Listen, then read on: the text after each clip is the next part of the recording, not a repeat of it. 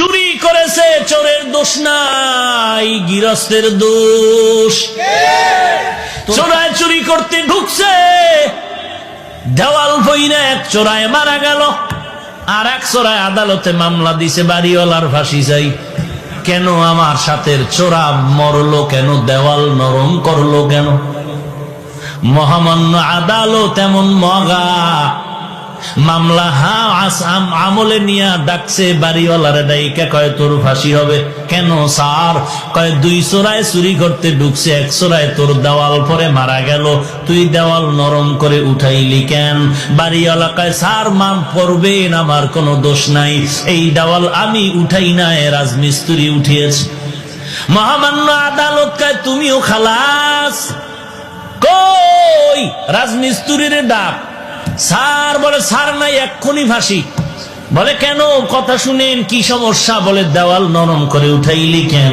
বলে দেওয়াল উঠাইছি আমি, তবে নরম আমার কারণে হয় নাই, যেই যোগালি আমার এই সিমেন্ট মিলাই দিছে, পানি বেশি দিছে, নরম হয়ে গেছে, আমার কোনো দোষ নাই। মহামান্য আদালতকে তোরও মাফ করে দিলাম। ধর যোগালি কই, এই তুই পানি নরম করে বালু দিলি কেন? বলে স্যার আমার কোনো দোষ নাই, আমি বালতি দিয়া বালুর মধ্যে পানি ঢালতেছিলাম, হঠাৎ করে একটা হাতি জোরে চিৎকার দিয়া দৌড় মারছে, এই ভয়ের ঠেলায় বালতির পানি বেশি বেড়ে গেছে, হাতিওয়ালার দোষ। বল তুইও মাফ। হাতিওয়ালারে ডাক, হাতিওয়ালা তুই এই অন্যায় করলি কেন?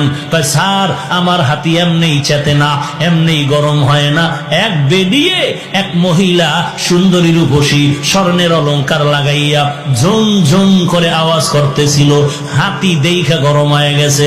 তুমিও মাফ। মহিলার ঝুনঝুনালারে ডাক, মহিলা ডাকছে, এই ম্যাডাম তোমার ফাঁসি হবে।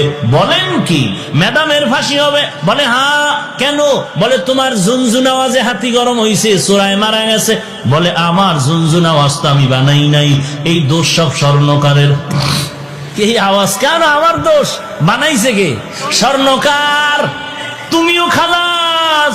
স্বর্ণকার লাভবাইক। কেন অস্ত্র বানাইলি এইভাবে আওয়াজ দেনেওয়ালা? স্বর্ণকার এবার তো কোনো দেয়ালে পেট থেকে গেল, এখন আর কোনো জবাব নাই। স্যার কিছু করার নাই, বানাইছি তো বানাইছি। বলে এখন তোর ফাঁসি হবে।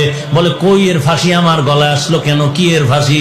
বলে পরে ফাঁসির পরে জানা যাবে, এখন ফাঁসি হবে। কোনো কথা নাই।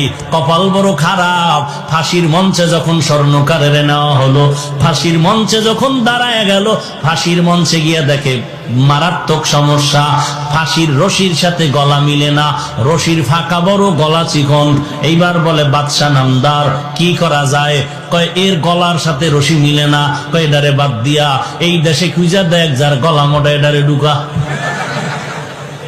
এইবার জল্লাদ খুঁজো, দেশের মধ্যে কারে পাও গলা মোটা, এডার ফাঁসি দাও।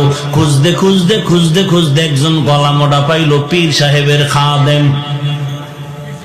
এমন এক খাদেম পাইছে যে ফাঁসির রশির সাথে গলা খাপের খাপ, বাপরে বাপ মিলে গেছে। এমন মেলা মিলল, এইবার মরার আগে বলে কোনো দাবি আসেনি? এইবার খাদেম কয় হ্যাঁ আছে। কি দাবি? বলে আমার পীরের সাথে আমি একটা বেয়াদবি করেছিলাম, ওই বেয়াদবির জন্য ক্ষমা চাইব। কি বেয়াদবি করেছ? পীর আমাকে নিষেধ করেছিল এই দেশে যেন না থাকি। কেন নিষেধ করেছিল? আমরা যখন সফরে রওনা হলাম, এই দেশে আইসা দেখলাম ঘিয়ের দাম তেলের দাম সমান। তেলের দাম? আমি বললাম হযরত আমার শরীর হয় না, এত গোশত খাই, জনমের মতো খাই, এরপরও শরীর বাড়ে না। তেলের দাম ঘিয়ের দাম যেহেতু সমান, কম দামে ঘি খাইয়া মোটা হয়ে যাব। আমার পীর বারবার বলছে এই দেশের ঘি খেয়ে মোটা হইলে বিপদে পড়বি, কেন এত দামি ঘি কেন কম দামে পাইলে খাবো না?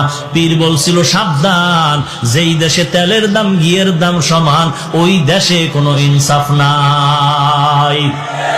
যেই দেশে নারী আর পুরুষের দাম সমান, ও দেশে ইনসাফ নাই।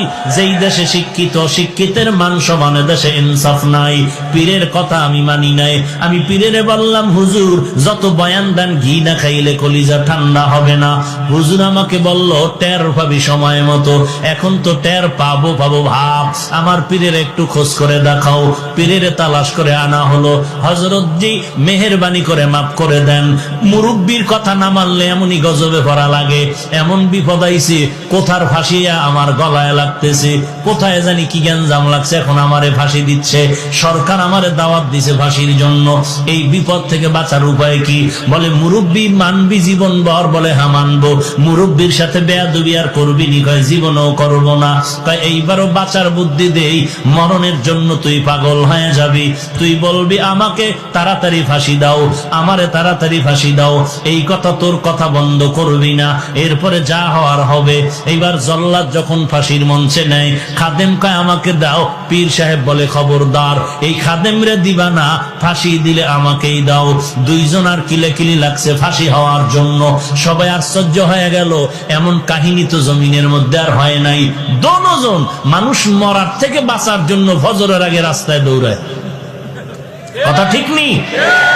কিন্তু ফজরের নামাজ 4 রাকাত পড়তে মসজিদে ঢুকে কেমন কপাল পরা চিন্তা করতে পারেন? যে ডাক্তারের কথায় ফজরের সময় রাস্তায় দৌড়ায়, পাশে মসজিদে নামাজ চলে, 4 রাকাত নামাজে মসজিদে ঢুকে না।